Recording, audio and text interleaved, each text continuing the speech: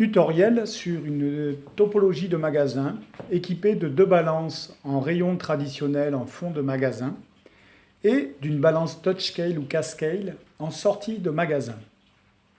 Cette balance touchscale cascale qui est en sortie de magasin aura la capacité à récupérer les tickets qui auront été mis sur les balances du traditionnel elles-mêmes touchscale ou cascale de façon à pouvoir encaisser le ticket du client. Comment cela fonctionne-t-il ?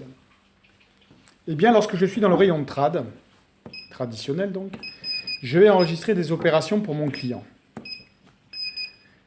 Ces différentes opérations que j'enregistre, lorsque j'ai terminé de servir mon client, il me suffira de mettre ce ticket courant en attente. Ce ticket que je mets en attente, il est en attente d'encaissement. Et il porte un numéro qui est le numéro 14.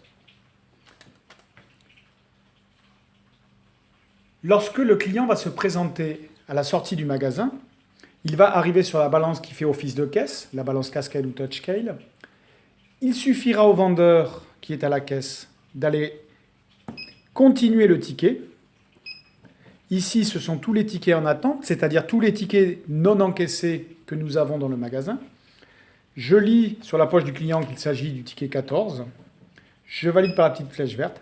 Et je viens ici enregistrer les différents produits correspondant au ticket du client qui arrive du rayon traditionnel. Je peux rajouter des pesées fruits et légumes en caisse si je le souhaite.